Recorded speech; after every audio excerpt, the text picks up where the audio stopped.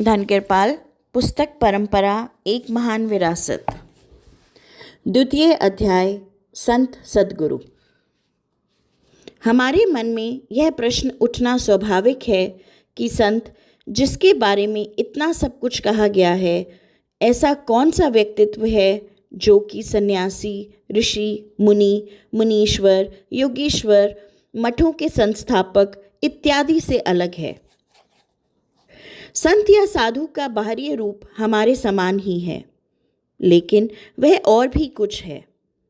वह एक संपूर्ण मानव है जिसने जीवन को अंतर्बाह्य रूप में जाना भी है और जिया भी है।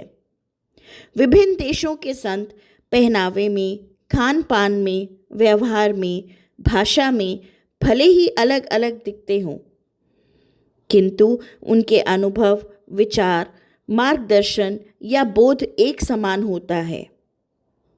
कई बार हम यह देखते हैं कि ईश्वर तक पहुंचने की राह अलग अलग है। उसमें आने वाली अवस्थाएं और स्थितियां भिन्न हैं, लेकिन यह इस बात पर निर्भर करता है कि हमें मार्गदर्शन करने वाला स्वयं उस राह पर कितनी दूर चला है। लेकिन जो संत पहुँचे हुए हैं, वह खुद के अनुभवों, साक्षात्कारों तथा उदाहरणों से हमें दिशा दिखाते हैं। इस मार्ग का राही और चाहता भी क्या है। संतों के अनुभवों पर आधारित सैकड़ों ग्रंथ उपलब्ध हैं जिसमें उनकी प्रशंसा की गई है।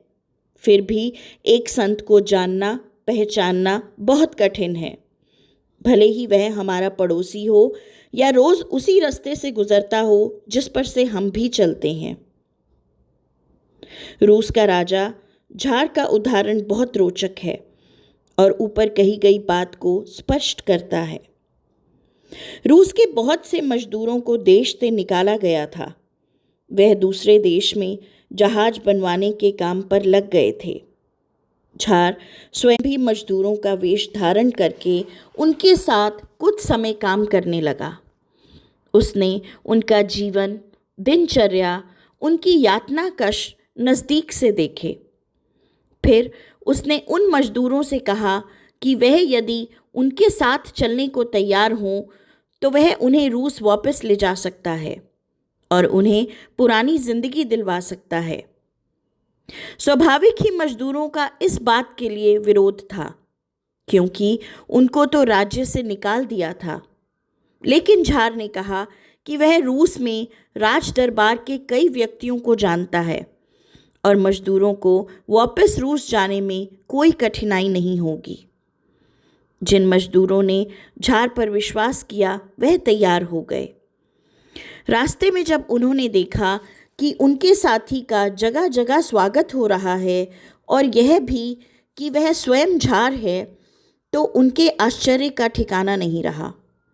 यदि कुछ मजदूर अपने इस साथी पर विश्वास नहीं करते तो क्या उन्हें अपनी भूमि पर कदम रखने का अवसर मिलता? ऐसा व्यक्ति जो अपने अथक प्रयत्नों से, निस्वार्थ त्याग से और ईश्वर के प्रति श्रद्धा, प्रेम से ओत-पोत है, उसे ईश्वर अपना फरिश्ता नियुक्त करता है।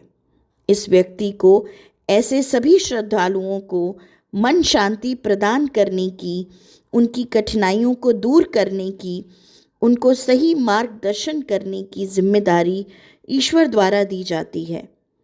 ईश्वर इन सभी का मालिक है। हमें एक दूसरे को न केवल जानना है या पहचानना है, बल्कि समझना भी है।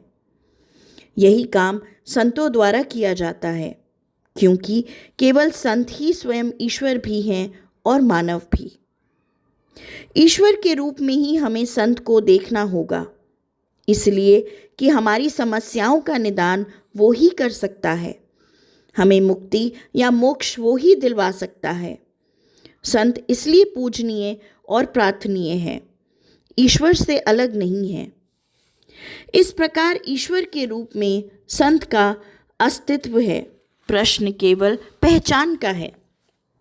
हमें अपनी आत्मा से ऐसा प्रतीत हो कि फलां व्यक्ति मेरा उद्धार कर सकता है, मुझे सही राह पर चलना सिखा सकता है वही संत है।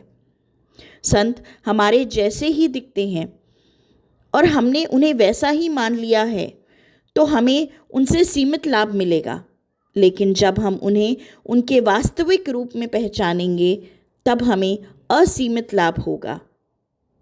अंतर मन से, जिसके उपदेश से, सत्संग से हमें मन शांति का, प्रसन्नता का, आंतरिक समाधान का अनुभव होगा, वही संत हमें ईश्वर के मानवीय रूप में पूजना है। एक बार किसी ने हुजूर बाबा सावंत सिंह जी महाराज से पूछा कि महाराज, हम सभी के शरीर तो उन्हीं तत्वों से बने हैं जिससे संत का शरीर बना है, फिर संतों की श्रेणी इतनी उच्च क्यों? हुजूर ने कहा, आप सही कहते हैं, लेकिन संतों की काया इन्हीं पंच महाभूतों में से सर्वश्रेष्ठ कण है, उनसे बनी है। उनका प्रत्येक शब्द, स्पर्श, दर्शन, आभा सभी में दया, प्रेम और ईश्वर की कृपा प्रतीत होती है। उनके सत्संग में ऐसा लगता है मानो पूरा वातावरण विद्युत भारित हो गया हो। इसका लाभ उन व्यक्तियों को ज़्यादा मिलता है जिनका हृदय पवित्र है, शुद्ध है। लेकिन जो लोग संतों के सत्संग में शामिल होते हैं, उनके प्रवचन सुनते हैं, ग्रहण करते हैं, उन्हें भी लाभ होता है। संत का स्पर्श अद्भुत होता है। जिस जमीन पर वह चलते हैं वह पवित्र और पावन हो जाती है। इतना ही नहीं, चलते समय जिन कीड़े मकोड़ों को उनका पद स्पर्श होता है वह सीधे मनुष्य योनि में जन्म लेते हैं। जैव विकास या पृथ्वी पर जीवों की उत्पत्ति के जीवन विज्ञान के नियम चाहे जो भी हों, यही बात अन्य जीवधारियों पर भी लागू होती है। जैसे संतों द्वारा भोजन के रूप में अनाज लेना या किसी शाखा का दातेन के रूप में उपयोग, या वह गौ माता जो संत को दूध उपलब्ध कराती है, या घोड़ी जिस पर संत सवार होते हैं, या पक्षीगण जो उड़ते समय संत के किसी अनावृत अंग का दर्शन करते हैं, ऐसे सभी जीव मनुष्य योनि प्राप्त करते हैं। इतना ही नहीं, नदी में नहाते समय किसी कीड़े या जंतु को संत स्पर्श का लाभ मिलता है, वह भी मनुष्य योनि पाता है।